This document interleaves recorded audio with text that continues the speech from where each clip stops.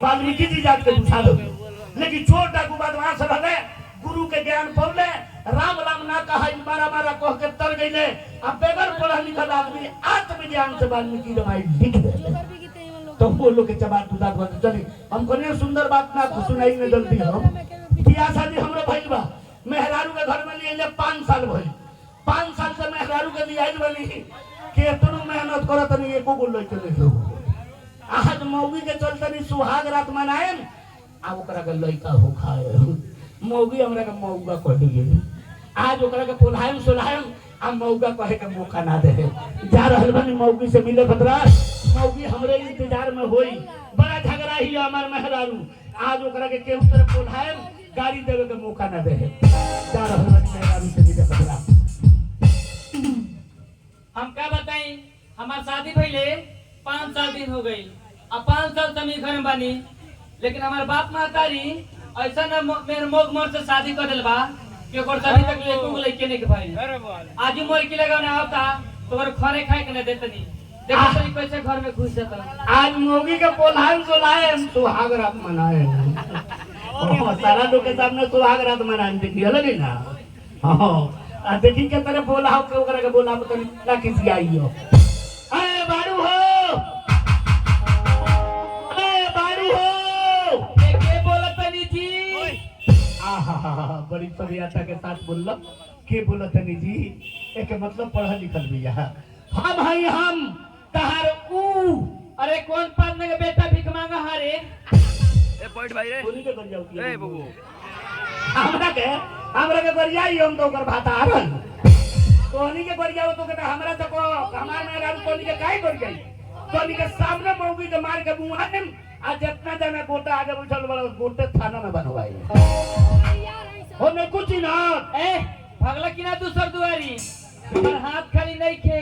अरे तोरा माई के मोही गाड़ी मम्मी को मांगा रे ए हम हई हम तार छोटका मोटका। अच्छा हमार मामा जी भाग तोरा माई के बोल गई साथ खानदान डुबा दे लो। तोरा मामा का खामा उखाड़ी उना रे एत के हई तहार हाउ के हमार बड़की भैया। हां बड़का भैया है, बड़का लाई लगे आइलोनी आवा ना चारों फारा को मुंह में ना ढूगी। ए त के हई अब जान ल के हई नाम नहीं खे बात है। हां त बताई। तोरा माई के दामाद, तोरा बहिन के पहुना, तोर भातार हमार नाम है लाल बाबू कुमार। अच्छा रवे है जी। हां जी ए जी रुकिए बे आवतनी। आजा आजा आजा आजा आओ ना लगाओ ना रे तनका साइड भी रख एक चाहिए। होई तोरा खेला बना रे, होई तोरा खेला बना रे। अभी तो धक्का लड़ देती जा तब तो मजा आ जाए। धक्का लग जाई तो मजा आ जाई।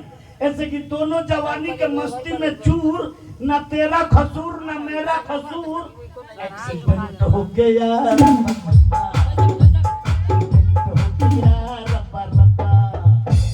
रोहू खूब बतियाने जन्नी कथी बतियाई ने तो बतियाने ना।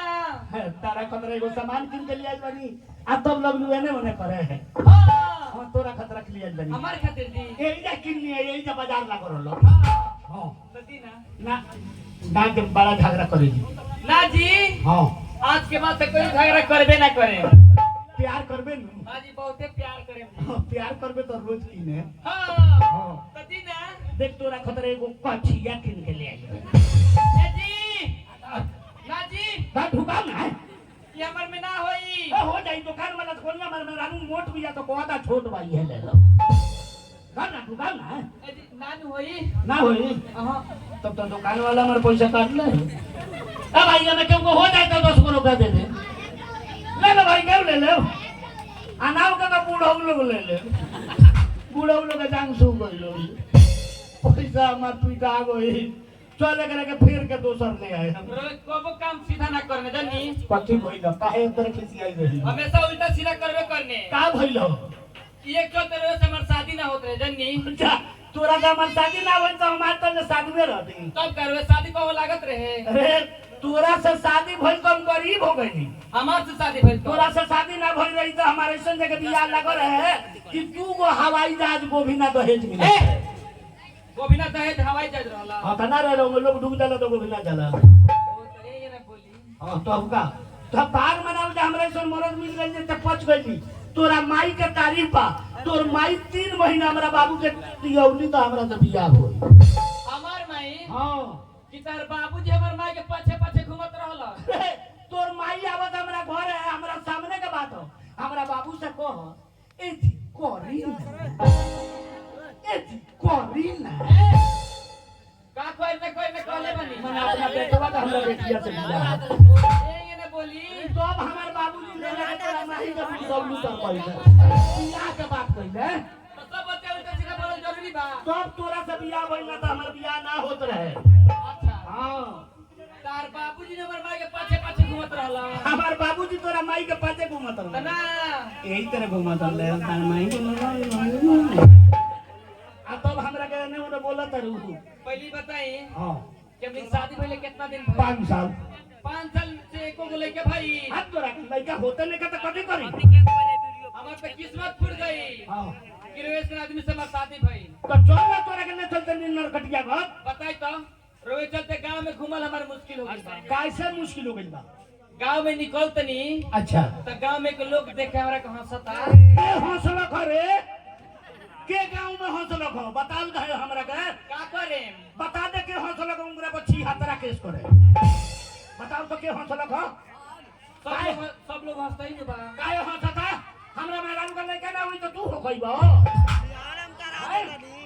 हमरा मेहरारू का हंस देता लो तो हंसी लोग ना हमरा मेहरारू का भगावे के फेर में बालो लगी चल तोरा के ले चल तनी खलासी करावे के 6 महीना रोग के मुड़ा खान के का काहे ना बोली 5 साल हो गई हां अभी तक कुछ भइबे ना कई अच्छा और खलासी कराना मुड़ा रखे तो लड़का हो जाई ना होई ना होई काहे ना होई बता 5 साल हो गई हां अभी तक हम लड़का का मुंह ना देखनी और नौलू बखेड़ा बनावे सब रहे चलते धन्नी हां गांव में रहे चलते कोई गांव में क्यों बाहर ना आ क्यों जाए भाई बड़ा बेइज्जती बिया भाई एकरा माई तो बहिन गई रुआ के कि पाइप खोलत बोले जे तोरा पाइप मोर बिया हरा के कहीं दुनु पकड़ा गई रही तो दुनु नी तो चल जाई सराग दे तो आदमी के नहीं लौको दी बुझाई से समझ खराब बुझैया फाट बोले से कुछ नहीं करनी अभी कुछ करे तो हम नहीं हट चल जाए